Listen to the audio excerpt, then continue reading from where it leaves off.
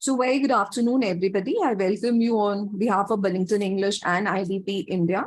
And today's session is the third session for the IELTS Success Series, and I'm Sujata. We'll be looking at some very interesting aspect for the speaking IELTS component today.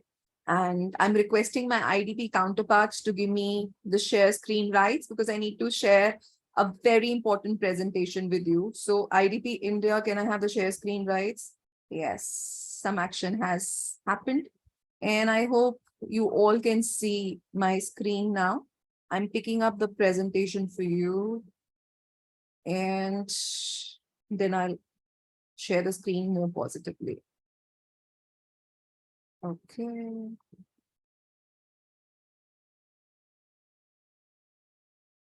Yeah, this is the one. Let me put it in the slide modes. All right. So reshare so that the pause thing goes. Oh, bravo. So the green color is shining bright. Can you all confirm you can see my screen? Perfect. Use chat to respond. You're such an active participants. Perfect, Vasu, Kush, Rabia. That's the speed of the response I need in this session because it's going to be full of energy, which you, me, and others would exchange. Okay. So welcome to the IELTS Success Series. I'm Sujata, and we're just starting the session with the very first thing to focus what will happen in today's 1 hour session. It's roughly 45 minutes for the presentation and another 10-15 minutes for the question and answers. Okay. So we will first, for the benefit of all, look at what happens in an IELTS speaking test, how many parts are there, and what's the duration of this test. Of course, if we are here together with you, we need to give you key tips to enhance speaking skills to get the maximum in the IELTS speaking test. And the bands, as you may know, is from 1 to 9. So there's no pass or fail. And it's very important as students for you to know the importance of the right collocations and idiomatic expressions in the speaking test. And where do these come up in the speaking band descriptors? I'm going to put some spotlight and some discussion for everybody's benefit today. So let's do the best in today's session.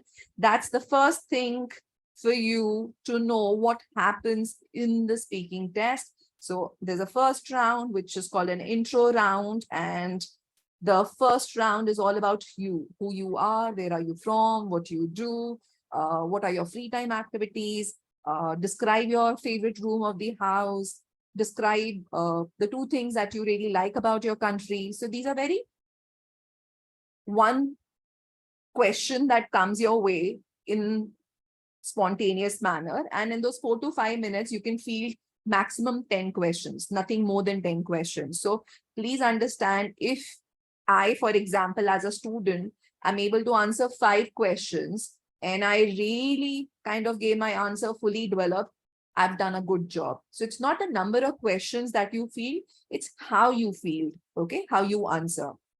So please always remember, give complete answers and do not use repetitive structures.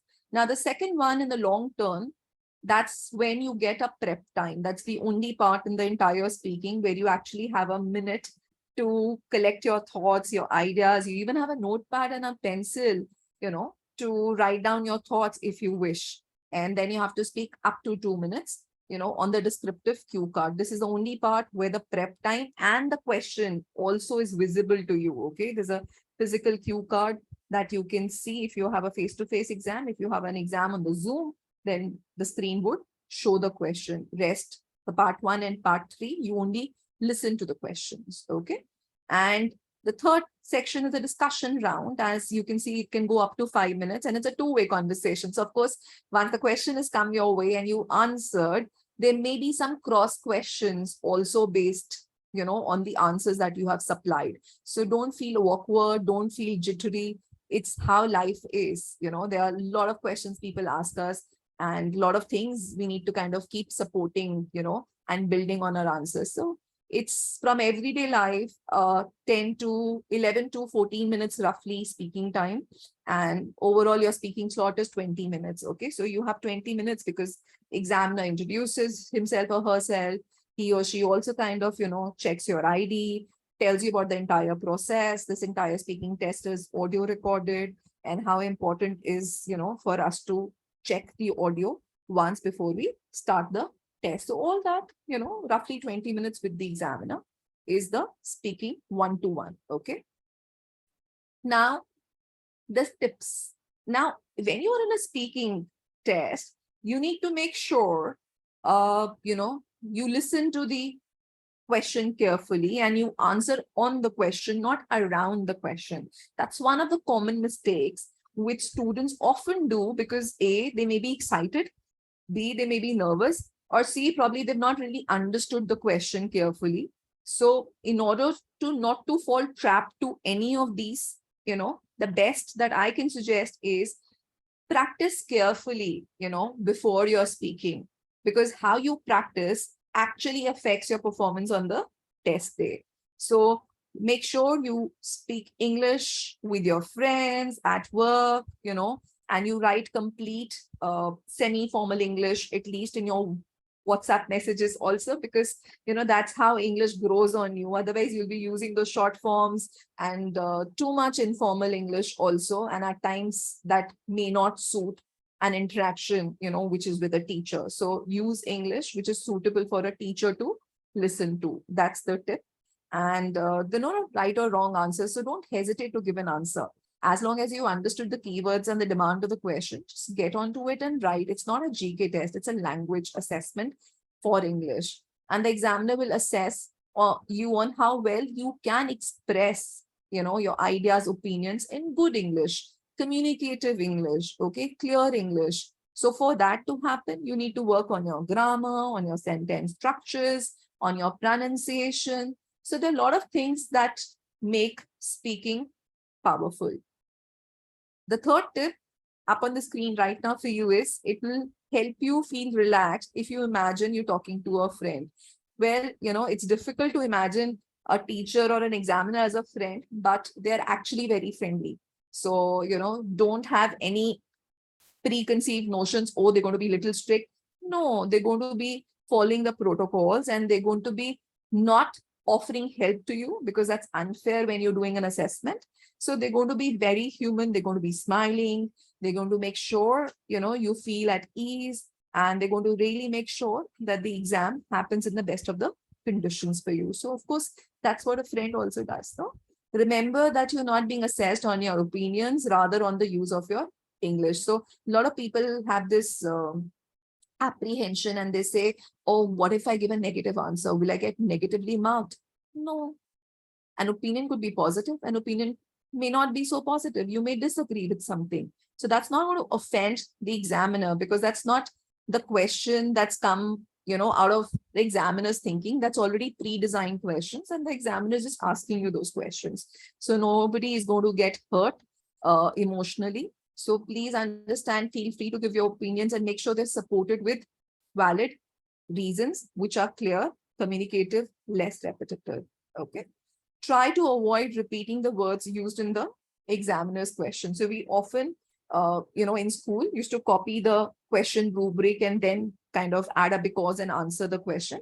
So we have this habit, which we don't outgrow. So we need to come out of this habit, because those words are borrowed words, from the question stem. So we need to at least kind of, either do active passive, or probably paraphrase it to the best we can do. And since most of the parts are the spontaneous parts, I suggest pick up a keyword and get into the answer. So any question like, do you have friends? Friends are lifeline for everyone. I'm blessed to have many friends since the very childhood. And I do try meeting my friends, especially on the weekend. So this was like 3 lines, starting with the keyword of friends, coming to the answer that's been coming to the question as an answer that is desired, but I did not copy paste the rubric and delivered. So that's an easy way to remain fluent, remain confident, and it's quite easy. It's just about how you practice in your, before the exam. Speak clearly at a natural pace. A lot of people have this myth, if we speak fast, we sound like a native English speaker. Well, you may get onto some connected speech elements wherein, the words are really connected to each other and certain sounds kind of, grow on the other sounds of the word or the letter. But at times there is a risk of losing clarity. So speaking too fast doesn't mean too fast bands. Yeah, speaking fast, maintaining clarity, maintaining intonation, and maintaining the human elements of pronunciation, wherein the stress syllable of the word, the sentence stress cannot be forgotten or missed. So a natural pace is what we recommend. And the pace with which I am speaking right now, I'm trying to kind of ensure that I'm modeling much of the sentence stress and the word stress to the best effect, and also supporting, certain gestures, which brings different intonation patterns in my delivery. Okay. So you should answer in detail. Don't just answer yes or no, because it's so easy to say, do you have friends? Yes, I have friends. So this answer is an answer in English, but this answer has very limited scope of getting assessed in the strength of your English, So most of your words are copied from the rubric A. B, you haven't really developed the answer. So the bands would be also very not so on the higher front. So avoid such one-liners or, the basic yes or no. So using a yes is appropriate, but not for every question. Okay. So what are the other substitutes for yes? Let's hear it in the chat from you before we go to the other tips for today. I want everyone to write substitutes for opinion. If I don't want to say yes or a no, what can I say? Any one word, anything. So Jinder, I've read your query. Certainly, of course, indeed. Yes. Okay, so what am I trying to do? I'm trying to bring more human voice to the words that I'm delivering. And that's what is supposed to happen in your day-to-day life. And IELTS is kind of just assessing you for your everyday English language skills. Okay. So Vasu, I really like the typing speed. Awesome. Yeah. Rest also, thank you for participating. And I like all your answers. Okay. So we're looking at the 7th. Now, often when we respond, we at times mix the tenses, or we don't really speak the right verb form. We know the base verb, and then there's a past tense and there's a participle. But at times when we are speaking, and that question may not have been rehearsed by us, which is so common that, the questions can't be predicted all the time, and something new can come your way also. So don't worry. If your pace is appropriate, you have enough time to get the grammar also right. But if you speak too fast, at times, there are more inaccuracies in the language. Okay, so just work on your tenses if that's actually one of your, improving areas. Because if once you record yourself and you hear yourself, as a student too can get to know, oh, I used a wrong article. Oh, I just used a wrong verb. So, what is the problem with the wrong verb? It can break the communication. It can make, it can create confusion in what you're trying to say. So that's the reason it's very important. The tenses error should be absolutely avoided, and get tenses to be your strength and different form of tenses also. Okay. Now, a very interesting thing here in the point number 8, it says, practice the pronunciation of numbers to be sure that your meaning is clear. So at times, the way we say 40 and 14 may not sound clear. So practice the numbers in case any of your answers may need a number. And of course, this practice also helps your listening receptivity also in the listening audio. Okay. And 9th one says it is better to use simple, commonly used vocabulary. Yeah. So this point is for everybody, who've been really rehearsing vocabulary and trying to dig out the best. So keep doing the good work, but don't get panic stricken. Vocabulary is a longer process to enhance, but you need to have a good vocabulary. You need to have an appropriate vocabulary. But even if you use simple words, commonly used vocabulary, you wouldn't score less as long as the usage of the words is correct and it's not so repetitive, and you can change the word forms. You're absolutely in a win-win situation. Okay.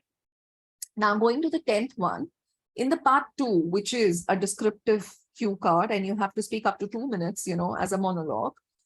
In this part, the examiner gives you the task card and the paper, as I told you in the previous slide. You then have a minute to prepare, so a lot of people, are spontaneous in their speaking, and they have a tendency that they don't want to utilize that 1 minute. So our tip for you is, when a prep time is being given, utilize to the best. Nobody's necessarily going to check your notes and say, oh, you've not written. Nothing like that. It's your free will. But try to, collect your thoughts, try to organize it, try to have a play of your tenses. It's language, so how you kind of showcase the 9 parts of speech, how you make language descriptive with adjectives and adverbs, and how appropriate collocations or idioms come, those are the few thinking areas that you can also include if you're very sorted with your answer draft already. Okay. So here, the 11th one, try to answer fully, and there is no second thoughts about that. You should sound clear, give a complete answer, and you'll get a complete band. Okay. I hope this is much clearer to each one of you. And let's look at some question and answers. Yeah. Sagar, I read your question. I don't like no names. So there's somebody at 312 who's written anonymous attendee. So I would really appreciate if I have a name to that, because you have 2 questions. So the question is for accent. I'm going to answer that in due course of time. All right. I just wanted to see, lest the slide has to show up again. Anushka, very good question. And I am just waiting eagerly, like you, to start the idioms, which is the main spotlight for today. And I'll take up the questions. Okay, there's a reason why I'm not shifting to the questions quickly. So this is for those who always wanted to know what's an idiom and why this idiom, first of all, has a yum yum. Look at the sound. Everybody on a mute microphone, try to read out this word, and you will see a flavor and a sound of a year. So none of us, that doesn't mean that we are specifically from South India, because they have a Y, usage more. But why does I and O produce a Y sound? Can somebody write to me in the chat? I really want to see, where are you in this understanding? Certain words produce certain sounds, and that makes pronunciation clear because that's globally acceptable. Why in this case, an idiom gets a Y sound? Come on. When I don't see an answer, I have no problem. Okay, I'm here to give an answer. So Pranoti, I will give you the answer in some time. I've read your question. Francis, I like, you tried. Okay. So, if there's a word called poem and O and E are sitting together, Francis, the vowels are there also, but they're not producing the Y sound. Come on. Daisy. It's more easy said than done. There are deep things in phonology, and this is just one minor bit, which I really want you to understand because we are spotlighting idioms. So Suraj, connected speech is the element, that has various colors and shades. So which shade in particular are we drawing towards here? So my lovely audience, thank you for participating. The answer is, it's an intrusion sound. So whenever I and O happen to sit together in any form of the word, they produce an extra sound, which is an intrusion sound, which is not part of the spellings, and that's called a ear sound. It's an idiom. Okay, so remember, it's an intrusion sound. Intrusion, I-N. Okay, I hope this word stays with you, but it's not going to be your GK test for how much you know English exceptions. But this is, since we are doing idioms, you should know why the sound is like that. Okay, now coming to the definition and the purpose, slide by slide. Idiomatic expressions are type of informal language, a very important thing for everyone present here to note down. Informal language that have a meaning different from the meaning of the words in the expression. So if I say I'm on cloud 9, what does it mean? Is there actually a cloud 9 in the sky? And do I know the address of it? And do I have a spaceship to drop me whenever I want on the cloud 9? So Vasu, I like the fastest finger first. Yeah, so your answers are making me feel as if I'm on cloud nine. Okay. Okay. Yeah, I like it. Okay. So let me see what I have included for every one of you. So there's one example with using the idiom. Okay. So this is something so true. And this is something that you all want to see when it comes to IELTS results or any other results, correct? You want to feel that you're over the moon because you've really worked hard. Okay. So let's go to another related thing, because if I don't talk about this today, then the errors and idioms can cost some bands to you. That means it can take away your marks to you, take away marks from you. Okay. So let me talk about collocations also when you're talking about idioms. Now, collocation refers to words that often go together naturally, and they are generally used in that order when speaking. For example, you would never say food fast. Okay. Get me the food fast. That's absolutely right. Get me, I want to eat fast food. So if you wanted to say fast food, but you said food fast, what will happen? The communication would be confusing. And the person to whom you're talking may say, pardon me, So in an exam like IELTS, nobody says pardon me, but they do pardon some bands, okay? Not to say, oh, this is just a slip, but they make a bucket list. If you're doing that error again and again, then it kind of really gets into the, yeah, correct, Geeta. So if you kind of making these things more often, these mistakes, then they cost you bans. Okay. Now, collocation is very important when using idiomatic language because you need to be very precise with the order of the words. You can't alter as per your whims and fancies. You need to stick to the order. Collocations and idioms, they're all group of words that convey a meaning. Yeah. Idiom on the face value, has a very different meaning from what it may appear. But collocations as a word offer what the meaning is. What's very important as a contrasting feature, collocations can still hold the same meaning when the words are separated.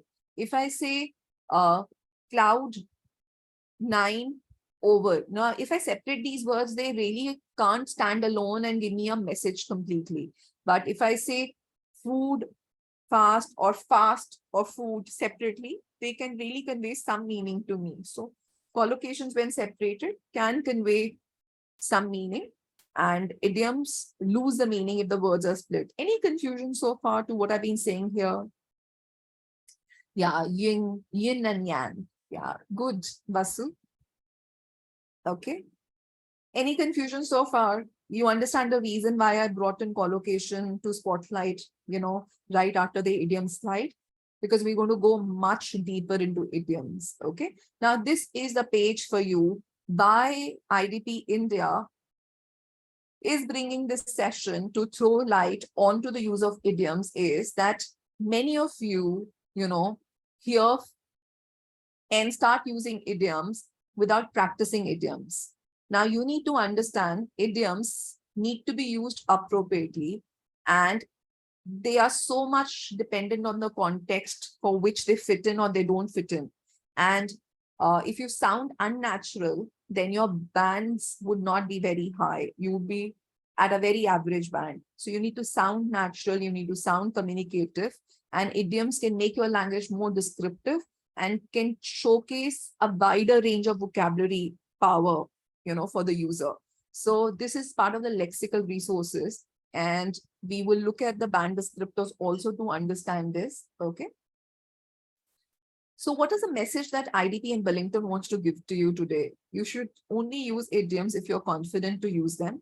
Nowhere are we trying to say if you don't use idioms, you're not going to get high bands. No, you're going to get good bands, with a good range, detailed answer, non-repetitive, good grammatical range. You're going to do brilliantly well. But in case you want to bring another variety and a feather to your cap, then you can start practicing idioms, because it's always good to upskill your language and enjoy your language. So idioms, the descriptive words, really help you do that. Okay. So it's here, and I'm going to show in the band descriptors. If you use idioms skillfully and with very, very occasional inaccuracies, that's less, okay, you still can get an 8 in the lexical category. Okay, so because there are 4 categories of your marking, that's the lexical. Now I'm going to go quickly. Yeah, this is a message for you. So practice right to get the bands right. I'm going to go quickly on certain idioms first before I go to the band descriptors. And there's a game for you before we close the session for today. Okay, you're going to do a game with me on a spinning wheel. Okay, we're going to play a game. So these are the colorful idioms. So colorful idioms is just something that you want to use in your part 1, part 2, part 3 speaking in the right context. Okay, so out of the blue. Now, if you're in a part 2 speaking, for example, and there was a question called describe something, describe a journey that you had to alter due to changed weather conditions. Okay, now how you started your answer, how you going, in the body. There is a lot of scope that you can kind of bring this sudden element, say, out of the blue, it started raining cats and dogs. So this just kind of brings in a context which is natural, rightly fitted. So, when you look at an idiom, you should be able to look at, yeah, Vasu, thank you. So you should be able to look at different cue cards and say, oh, I think this idiom I would love to try and use, but don't try to use something which you've never tried. Make sure your idiomatic language is present even in your day-to-day life. So if I'm conversing with you as my friend, I should be using idioms here and then, okay, now and then. Now, in the red. Now, this one is not something that I really have listened to in my day-to-day life from my friends and peers, but to owe money, to not have money. Sorry, I can't afford it. I'm in the red. So if somebody asks you in the part 2, now, just because I'm giving part 2 example doesn't mean that idioms only have a play in the part 2, but since it's a longer cue card, you have time to think and fit in something, because you also have a prep time. So it's very easy to kind of get the right idioms at the right time. But in a spontaneous answer, not everybody may have the power to do that. But without saying, you can use them anywhere. And there's no quantum, 3 idioms, 4 idioms, 5 idioms. The right idioms, adding to the flavor, adding to the description, enhancing, and showcasing your rich vocabulary is good. So I, as a person, love to use at least 3 to 4 idioms in my speaking whenever I am, being assessed. So that's a minimum that I can say. Okay, so if I'm saying in the end and I am the part 2 and it says describe a saving method that you have recently started, you have to say which saving method it is, and when did you actually started, who influenced you, and are you really saving money from this method or no. So of course, when it's money, and and I can easily say, as I can easily say, being just 1 year old in the corporate field, I'm usually in the red. However, it's usually towards the June month when I get the bonus from my company. That's when I look at saving methods. And for this year, I picked up mutual funds. And to my happy surprise, within 3 months, the market share really picked up well. And I drew a profit of blah, blah, blah. And then you can add up to the story. So what did we just do?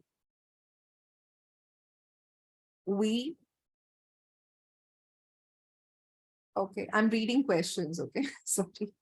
So what did we just do? I just picked up a question and I just tried using what's on the screen, and that's exactly I expect you to do in the game when we do towards the end. I'm just demonstrating right now, I'm modeling right now, some samples to you, for you, in fact.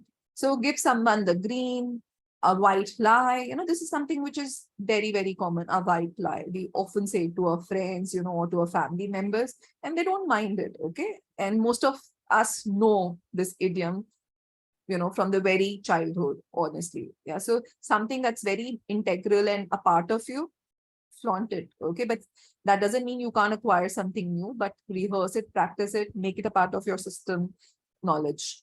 Day and night, drop out. So some of phrasal verbs also, because different collocations, are something that helps bring out meaning more richly, and in a more defined manner.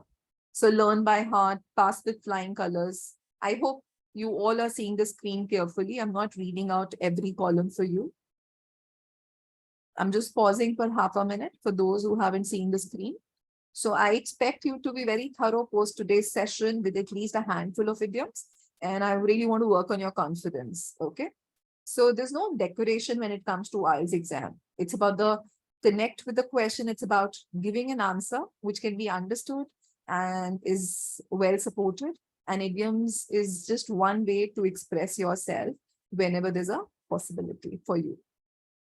Now, this is an amazing, amazing piece of information. And I really want to draw your attention towards this area. Okay, so I'll be reading from here, then here, and then here. Okay, we're going to compare band 9 for lexical and band 8 and versus band 7. So if I say band 9 uses vocabulary with full flexibility, so it's just not the same kind of vocabulary or same pattern of vocabulary or collocations, but the person can really show full flexibility. So flexibility means range, okay? The person is equipped and is not searching, and the fluency is pretty much there because there's no search or loss of words.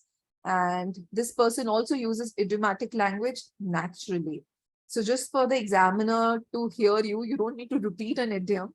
Make it sound natural without drawing attention. It should be just as good as any word, which is just allowing the lexical flow to be smooth, to be cohesive. Okay, so this is a very important piece naturally. Now, the next in the band 8, this user also uses less common vocabulary and idiomatic skills skillfully. However, there could be occasional inaccuracies. That means the person may have used an idiom, but may not have been able to fit it in a very, very appropriate manner. So it's skillful most of the time, but occasional inaccuracies can still get you a band 8 in the lexical category, which is only one area of marking amongst the other 3. So if I look here in the band 7, it says that this user uses less common and idiomatic vocabulary. So that means at 7, you're supposed to use some idiomatic vocabulary. Okay, so less common, that means it's not, repetitive, and it's not kind of being spoken by everybody, but it's less common. Okay, and the person shows awareness and style and collocation. However, the choices may not be appropriate all the time. So you see, if you look carefully from band 9 to band 8 in a decreasing order, you really get to see, how this word amplifies the essence naturally and accurately versus skillfully with occasional inaccuracies. Here, it says, awareness of style and usage, but with inappropriate choices sometimes. So occasional, sometimes, but there's a degree of difference between them. So I hope you're able to understand why I have drawn this attention, on the IELTS speaking assessment. I'm not here to make you examiners, but I'm here to make you aware candidates. Okay, you should know what can step up your speaking score. Vasu, I'll come to that. Okay, so Nikhil, this is for everybody here. When we are already in the assessment sheet, your question is right on that. If you see this column, fluency and coherence, that's the first column of marking. Then the lexical is there, and then the grammatical range and accuracy. Last but not the least is the pronunciation. Okay, so there are 4 columns of marking. Nikhil, I hope it's clear for you. So pronunciation, grammar, range and accuracy, lexical, and the very first is fluency and coherence. All right.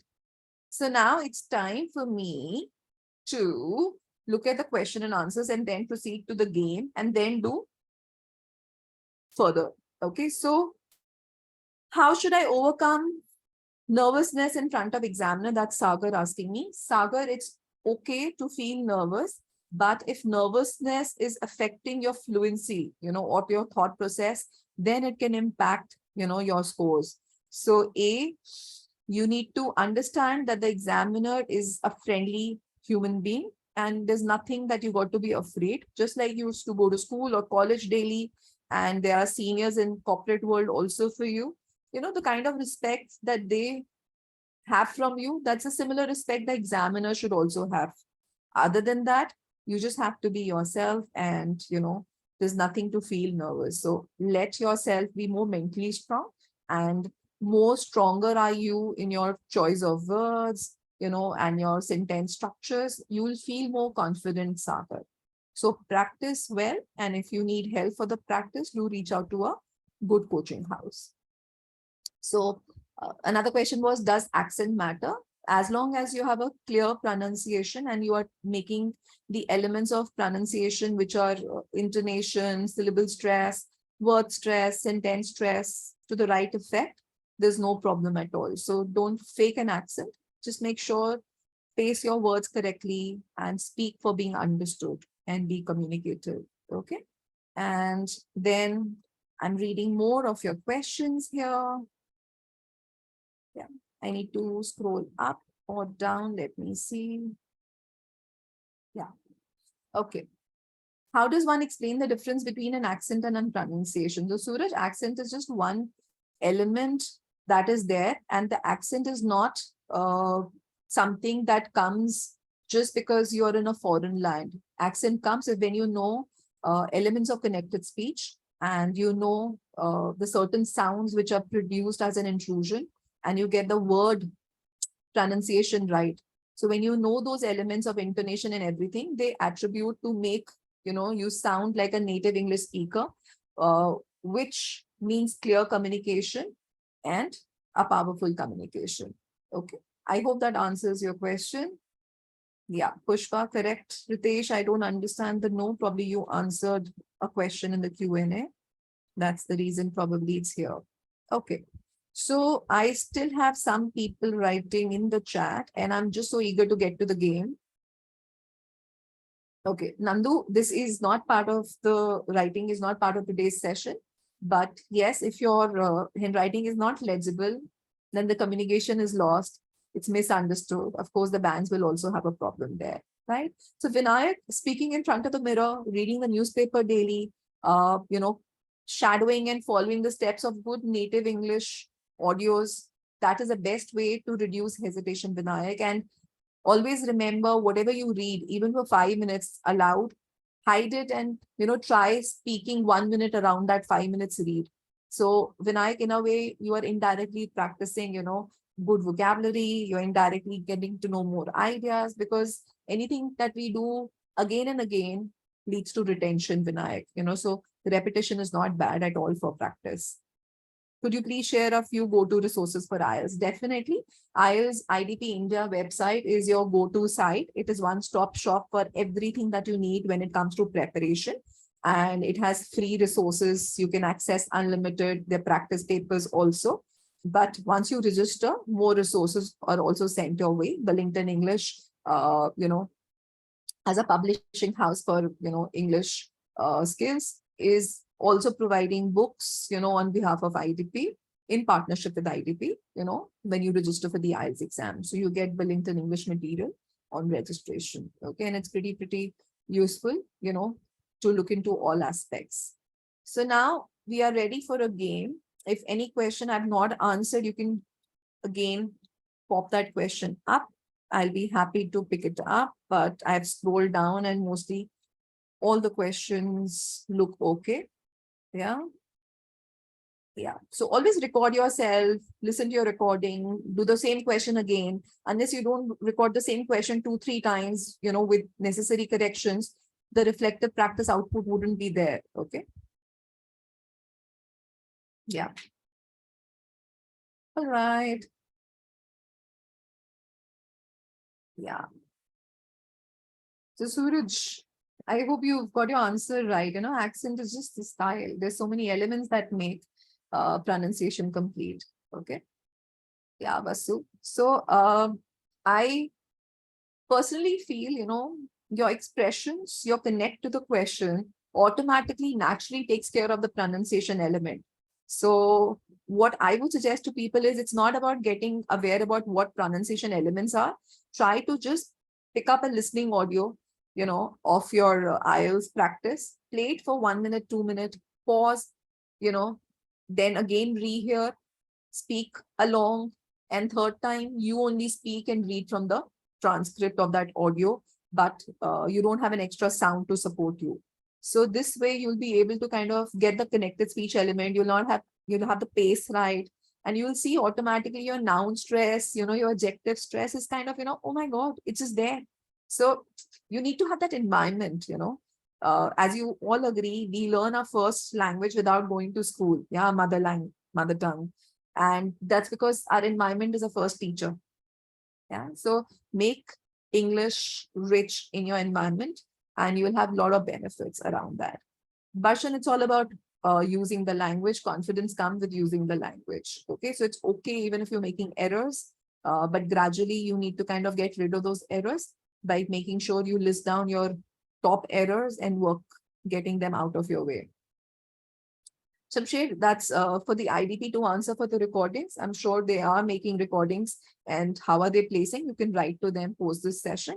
Ankit, if you were around, you can write in the chat as an answer. How can they access the recording? Yeah, Ankit is from IDP. You can respond to that. So Vasu, please understand, getting into the details of pronunciation would not be so helpful, but getting the right modeling of speaking, is the best way to prepare yourself. What you need to really rehearse, Vasu, is the kind of questions, time management, and enjoying your answers and getting the grammatical range and working on handful of idioms if you may. Okay, so use different tenses. That's very important. And if you really want to read about it, Vasu, I say bbc.co.uk. That's the go-to link, Vasu, and you can look at BBC Learning English and look at pronunciation style. You can look at connected speech, everything. Yes, Geeta, I've had students who got a band 9 in speaking too. Okay, so it's absolutely possible, but yes, it's not so common. You're right. Yeah. So I'm going to go on something which is a game, and I'm going to pick up a different slide. So be with me. I have to come out of this screen and I have to pick up the presentation. Okay. There's another presentation which has a game. Yeah, I just have to get that. Okay. Can you see the other screen now? Everybody, it is a green screen. Can you see it? Just confirm in the chat. Okay, perfect. So we're going to play quickly this roulette wheel, which is a spinning wheel, and it's spinning. Now let's see. You can see a lot of idioms waiting for you. So it's number 3, a couch potato. I want someone in the chat to write a meaning for this and then use it in a sentence, and also try answering what kind of a question in IELTS can get you this idiom to be used. Think, I already have an answer. Vasu, perfect. Simran, Falak, bravo. Yeah, so a person who's lazy, who's really binge watching, correct.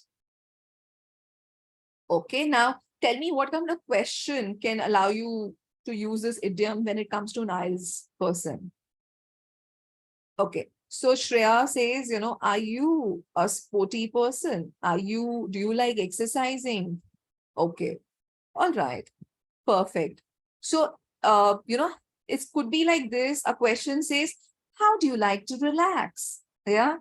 Vasu, for you, I'm kind of getting that style also right now. Otherwise, I say normal. How do you like to relax? But how do you like to relax? Yeah. And what do you do in your free time? So couch potato is so easy to fit in here, and you can really kind of have a lot of sentence structures, which can show, if conditional, it can show not only but, usage, however usage. So have different sentence structures which are more complex sentences, not in terms of full stop not coming, but in terms of the language usage. Okay. Yeah. All right. Thank you. The next one, please. And even this can come in the part 2, describe an advice that you recently received from somebody. And you can say, I've you know, during the COVID, since I lost some near and dear ones, I underwent, some depression, and I never realized that I was becoming a couch potato until one day my friend showed up and, spent the whole day with me, taking me through various things, blah, blah, blah.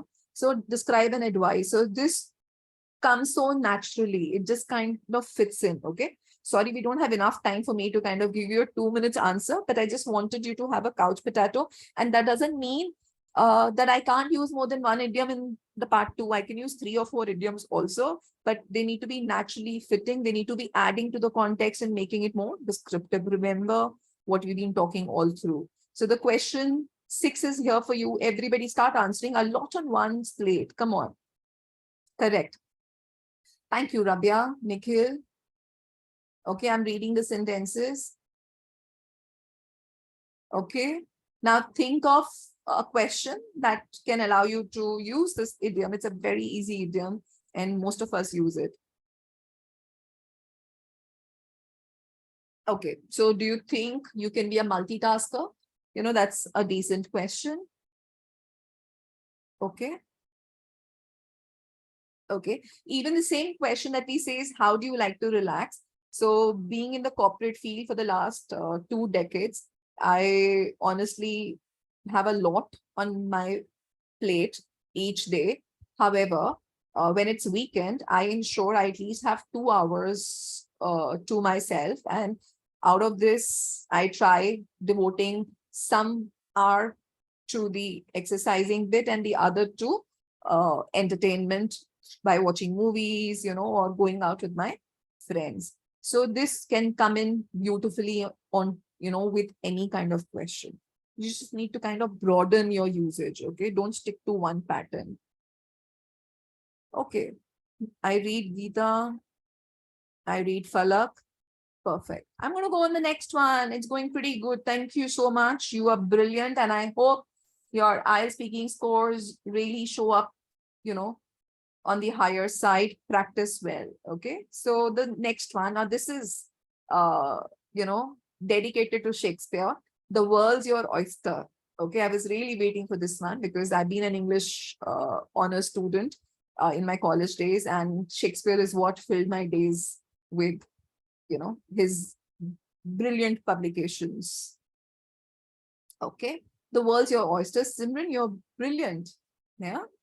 So how do you want to use this? I want to see the usage. I want to see where it fits in, what kind of a question. Yeah. Okay. Okay.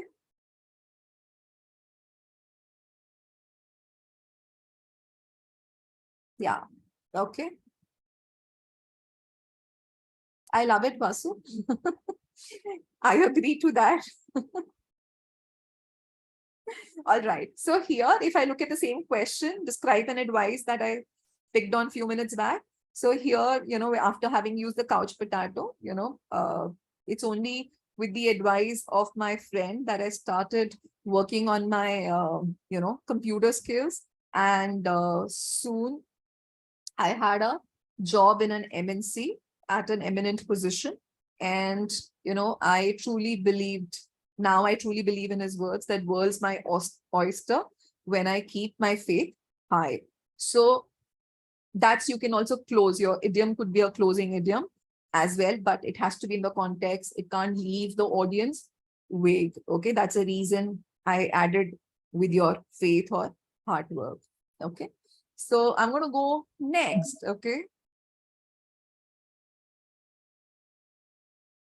And that's number 1, a piece of cake. I'm sure this idiom is a piece of cake for everyone. Just tell me, where can you use it? A question.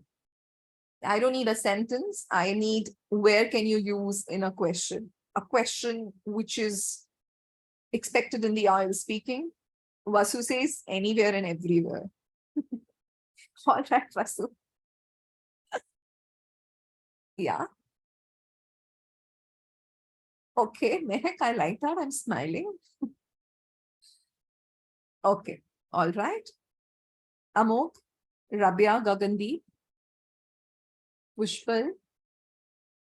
So actually, when you say IELTS is a piece of cake for me, is absolutely you're resonating positivity, and this will actually be true. Okay. Okay. Brilliant. You all are very good. Now, in the part 3, let me draw some attention in the part 3 for you. Okay. Now, if the part 3 says, describe a time, no, part 3 will be an opinion based. So part 3 would say, do you think uh, children adverts should be banned? Do you think children adverts can be banned or should be banned? So can you think of any idiom, not necessarily a piece of cake? I'm just making this for you right now. It's not part of the quiz here. But can you put this into spotlight and think what idiom in part 3 can you use? Okay, Mohammed, I like it. But I need now you to shift your attention to the part 3, the question that I've said. And the question is, should children adverts be banned? What do you think? Quickly, everybody. Any idiom, and please understand, idioms are not mandatory. You can use good collocation, you can have very good sentence structures and not use idioms even for a band 7, 7.5. It's not mandatory. Nothing is mandatory. Okay. Okay. The collocation should be good. That's very important. Okay. Thank you, Suraj. Okay, Suchinder. Yeah, correct. It's not a piece of cake to reduce adverts in an age of technology, even when they are directed or targeted towards children. However, with stringent policies, advertising things which are not so healthy or can have a negative influence on a child, I think they need to be pulled out, or they need to have a hefty fine levied on them, lest they try targeting and making children a prey for their sales purpose. So a piece of cake can fit in brilliantly here. It is not an easy feat. Trust me, it's not an easy feat in the age of technology, because there's so many forums and so many mediums that even government can't keep a tag unless, the team really focuses on how to kind of get it right. So it's absolutely a delight to be here with you all in today's session. And anything that you want to ask me, you can ask. That's the end of the game round, the quiz round from my end. Anything you have on your mind, I still have 2 minutes to go. And we are starting with another session at 4:30. It's the IELTS Masterclass. And we'll be there from 4:30 till 5:45 at least in that session. Okay.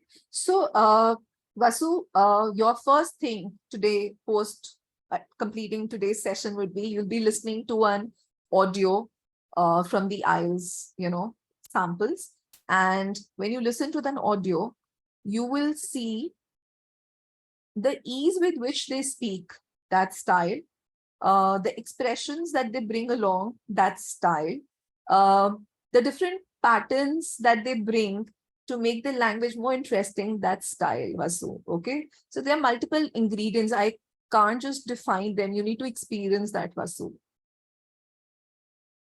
Yeah. So Pranoti, IDP, IELTS India IDP website is your go-to site. It has a complete dedicated tab for how to prepare. And, there are brilliant practice material, there are blogs, and there are, per module exercises. You will really enjoy it. Okay. Basu, absolutely fine. I really like when somebody wants to go through the depth of it. But at times, as we all know, you can't just define English in just one or two words. There are too many elements in it. Yeah.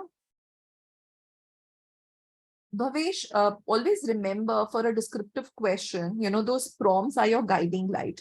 So there's no hierarchy for you to kind of, keep the prompts in a certain manner. And at times you are not having that enough, content, even after using all the prompts. So on the contrary, I tell my students that you should use as many WH as a prompt in generic, so that you never miss a prompt. Okay. So of course, if it's a cue card, You should cover all elements, but don't cover them in a mechanical manner. And trust me, unknowingly also, we all cover them. Because if somebody says, describe a journey that you recently took, of course, I will say, where did I go? When did I go? Who went with me? What did I do there? Did I enjoy or no? So these are the things which come so naturally in a descriptive question. Otherwise, I would be so repetitive and I may be so boring, right? So the WH is to a rescue, even for the speaking and even for the writing. Falak, part 3 answer is as good as an essay opening, wherein you don't have to beat around the bush, just get into the answer. So pick up the keyword, give your opinion, attach it with reasons, and don't fall trap to this overusage of and. It is so overused. Use less and, especially part 3, when you attach 2 reasons, most of you start using and. So instead of that, have collocation not only but, use a contrast, however, or say in addition, so try to use different linkers. I hope this session has been useful for all of you. And there's one more question before we exit for today. I can take up. It says, is it necessary to use only formal idioms? No. So when it comes to idioms, there's nothing formal about it. But how you put them, you make it a little semi-formal. So idioms always is an informal language, which is fun, which is brings more flavor to your speaking. And we don't encourage it much for the writing because it can complicate your writing. It can confuse your writing. And even band 9 writing doesn't say you really need idioms there. However, people do use idioms and they do a good job, but just don't decorate idioms. Yeah. All right. So I think that's about it. I can really spend 9 hours with you all. I never get tired when it's IELTS, but we have limitation for time. We have another session. So thank you, everybody, for being here. And I wish to see you in the next session. We're going to be back on the 3rd of May. Yeah, we have 2 sessions, 3rd May, 4th May. One is the IELTS Masterclass and one is the IELTS Success Series. Registration process, everything is managed on the IDP portal. So keep, looking at Insta and the IDP website. So when they open the registration, you can join in, okay? Each session, I try to bring more details to you. In the IELTS Success Series, I spotlight one certain thing, but in a IELTS Masterclass, I try to cover all the 4 parts: listening, reading, writing, speaking. But again, it's like certain things in those, okay? Not everything. So that's all for today. And I wish you the very best for the IELTS and happy practicing. Yeah. And for joining the 4:30 class, you can just check up the IDP IELTS website. There's a masterclass column under the how to prepare. And there's a form and a click. If it's still active for today's session, you can just check there. Okay. So thank you all. Take care. Bye-bye. See you.